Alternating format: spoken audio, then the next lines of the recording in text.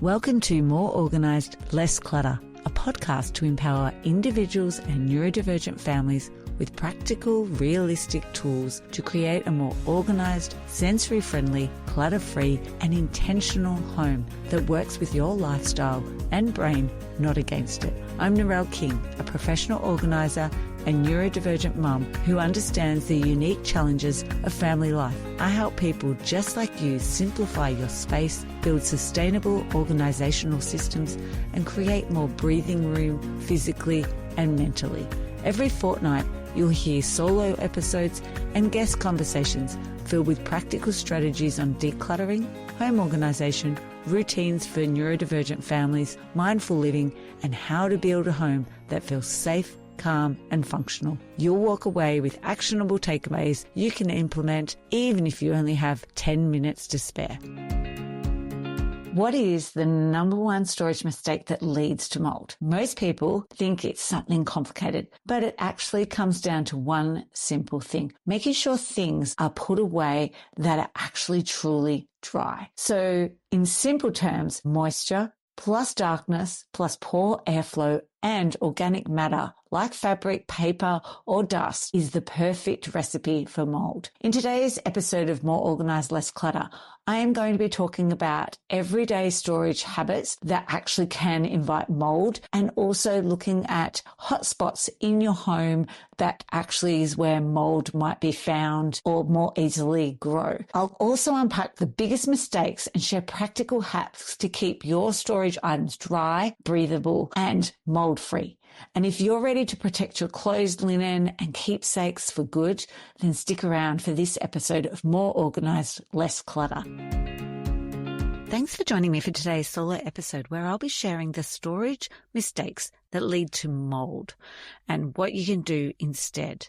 So if you've ever opened a box from the garage or pulled out your spare bedding and you've smelt that musty smell or even spotted mold, black spots or dots on the actual fabric, you are then really heartbroken. It can be really disheartened, especially if it's an item that had some significance and you can't replace. And I've seen this with some clients, that the item was really special to them and it's been ruined by mold. And mold can trigger allergies.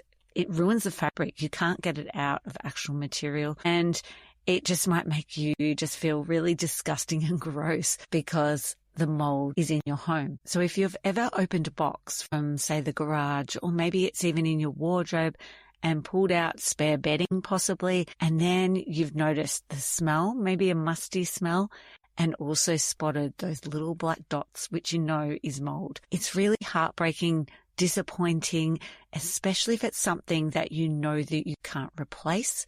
And I've seen this with clients. They've been so disheartened and really disappointed because the item has been ruined. And it's material, so a fabric, and it can't be washed out. It just cannot be taken out of the actual material. It's ruined and it needs to be thrown away. It's really bad for our health, especially if you have allergies towards mold. You're going to then have symptoms relating to mold. And these could be runny eyes. These could be a runny nose. This could be a rash all over your body, itchy feeling, maybe even problems with breathing, like your lungs. You can feel it in your lungs. I don't actually have allergies to mold, but one of my family members does. So I've seen the different types of symptoms that they actually have experienced when they've come in contact or there's been mold in the actual air as well. So today we're going to talk about mold and how to prevent it, and storage that's going to help prevent the buildup of mold. So what causes mold, and especially when we have stored items, and the number one storage mistake I see from people, and other storage habits that could actually create mold. So we're going to go through all of those, and then some simple hacks to avoid mold in any storage area that you're using. So let's just go through what causes mold in the first place.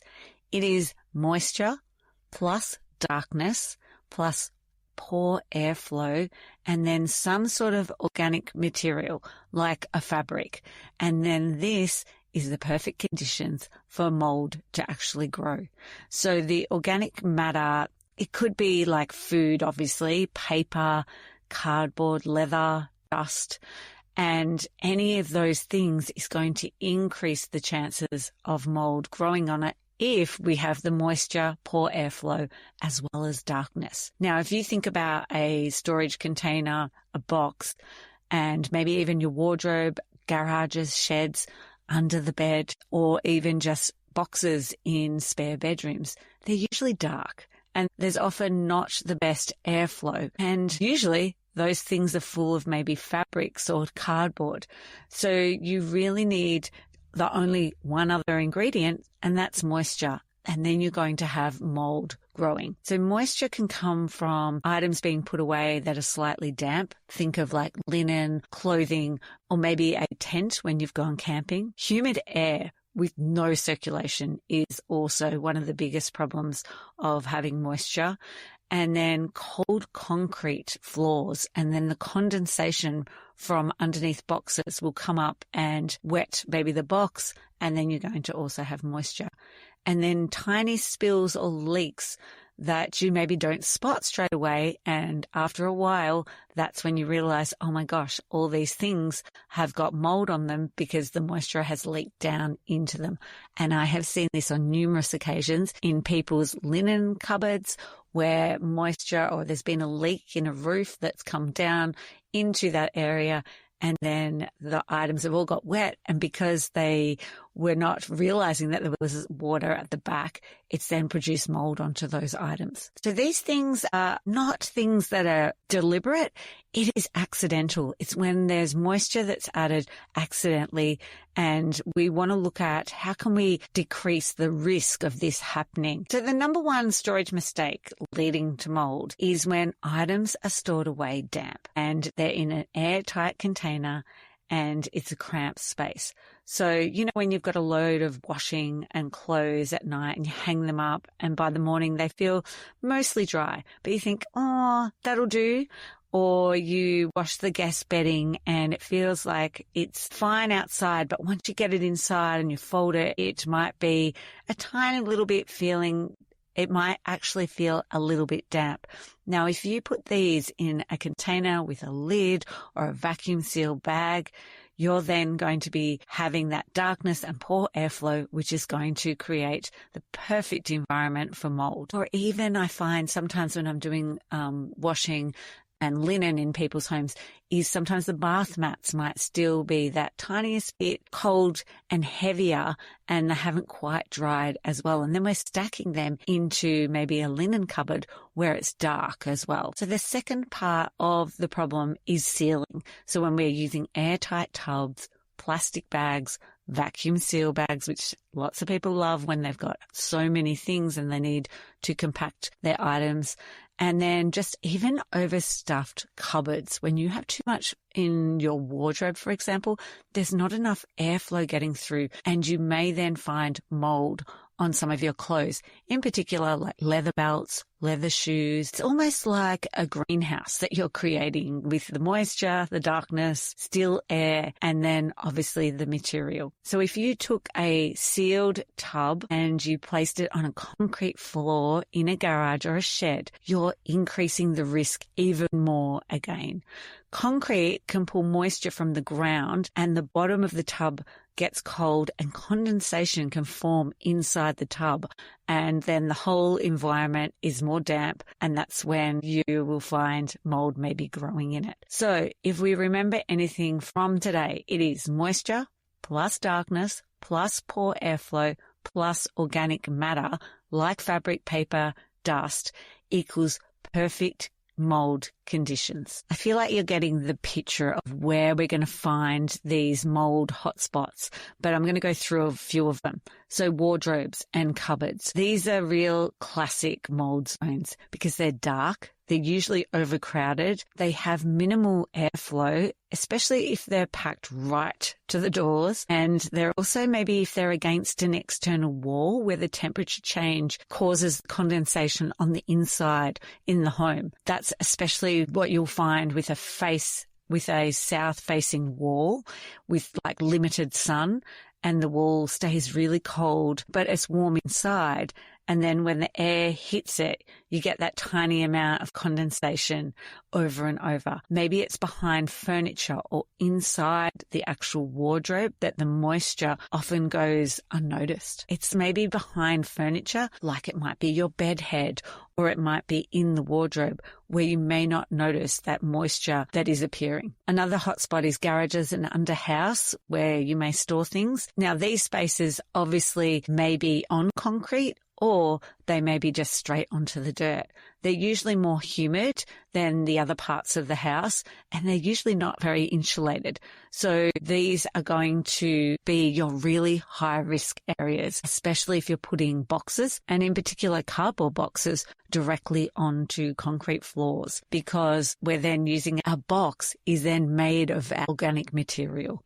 Our third hotspot would be in linen cupboards and also bathrooms. So bathrooms, there can be a lot of steam from the showers, and it then builds up the condensation on the windows or maybe the walls, especially if there's not enough airflow in there. This is going to make it a perfect condition for mold to grow. Like we said before, our linen cupboard is a little bit like our wardrobe where there's generally no windows in there, so it's quite dark and there's not going to be usually a lot of airflow either. So I have 4 simple habits to help you avoid mold. The first one is always dry items completely before storing them. I know this sounds obvious, but I mean completely dry. So even if it feels a little bit damp, you need to make sure it's completely dry. You may use your dryer to do this. You may lay it out so the sun can get to it. Maybe you've got a heater that it can go on to dry out. But it needs to be the seams, the pockets, the folds, every part of it, the collar, cuffs, waistbands, and if it's a blanket, making sure that the outside is dry, even though it might feel it on the outside, but is the inside. So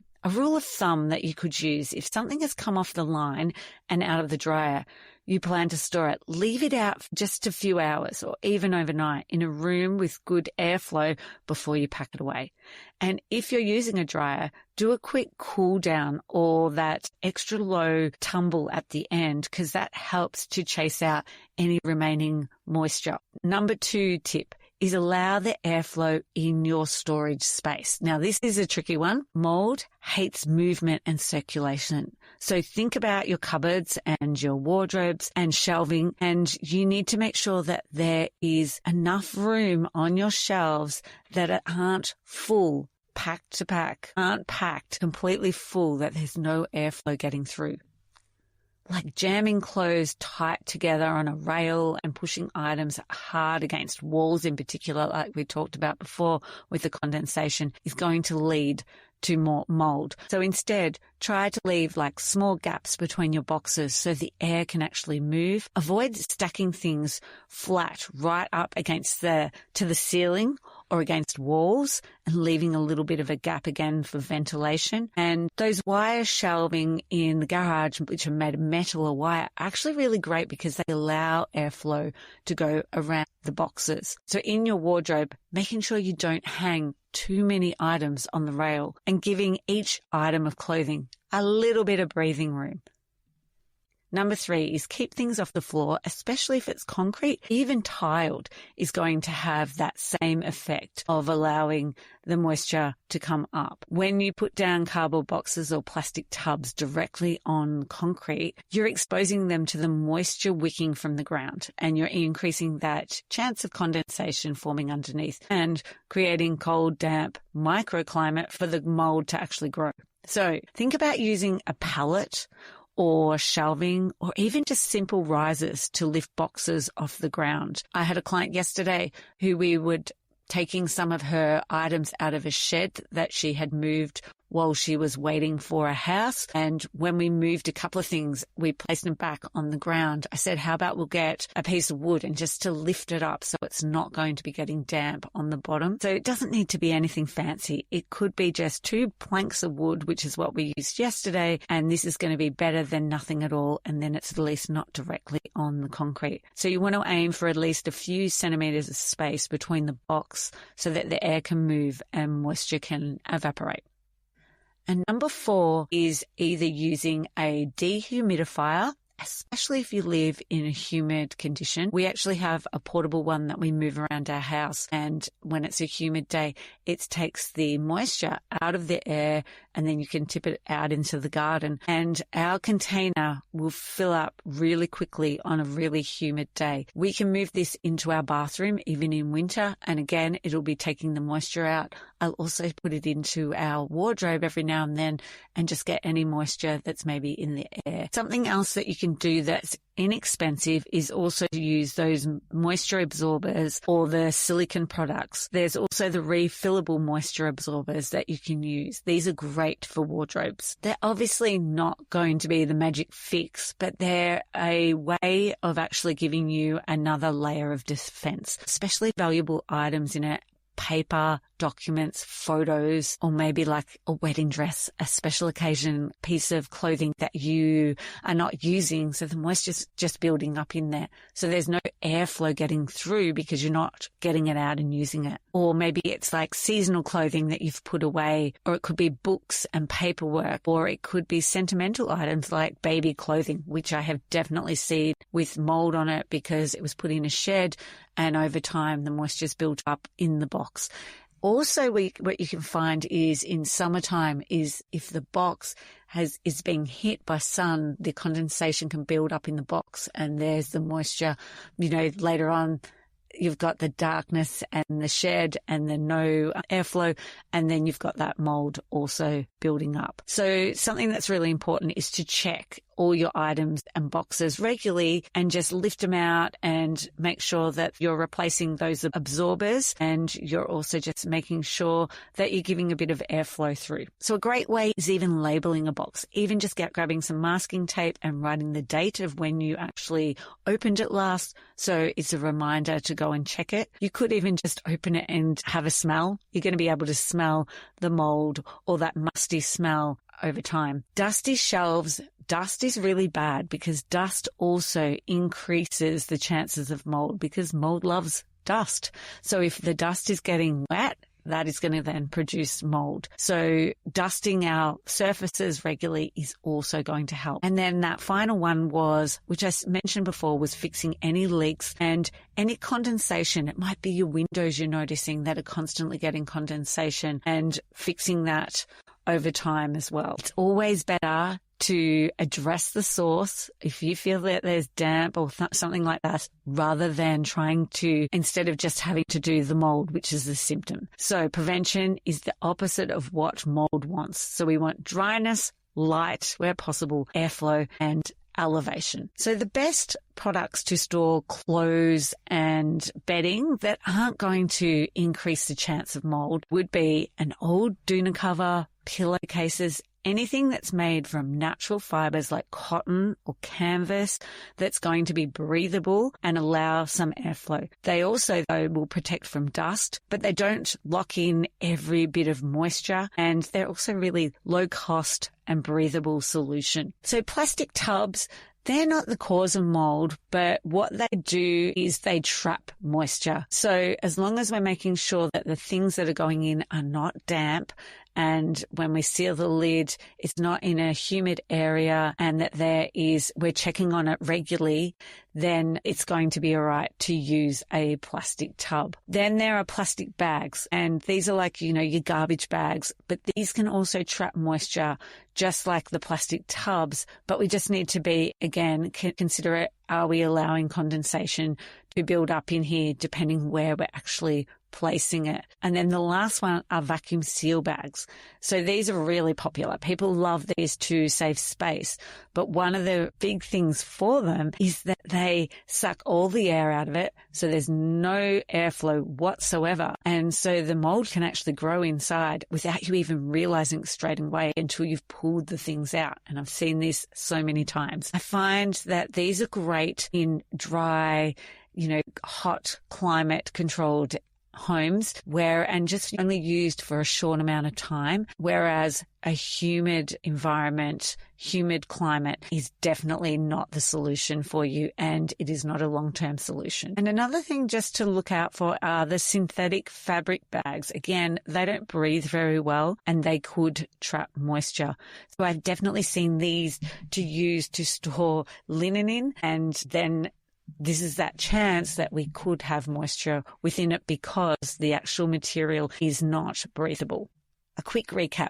Mold is more likely when there is slight moisture left in an item or it's placed in an area where condensation can build up easily. It's a dark place or space, there's poor airflow, and it's material that the actual mold can eat. So make sure everything is completely dry before you store it, especially those thicker fabrics and items of clothing. Allow airflow. Don't pack the shelves edge to edge and overstuff your wardrobe and overpack those vacuum seal bags. Make sure there's some gaps and keep things off the floor and use those moisture absorbers as a backup, especially in your garage, sheds, and darker cupboards. And if you're listening to this and mentally now you're scanning your home going, oh my gosh, I have got areas that I need to go check right now, just pick one area and start with that. Maybe it's the box of winter clothes in the garage, or maybe it's a tub of spare bedding in the cupboard, or maybe it's actually paperwork from when you were younger and it's like those keepsakes or kids' paintings. Just open it up, check for dampness or that musty smell, and repack it.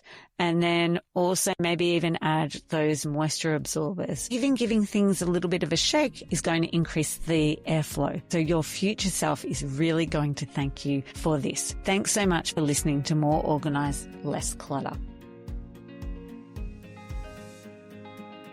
Do you have nothing to wear but a wardrobe full of clothes? Imagine mornings when you jump up, choose outfits that reflect your best self. A comprehensive guide walks you through each step to help you create a wardrobe that's both functional, organised and full of clothes you love. Head to simplyhappy.com.au to the resources tab to get instant access today.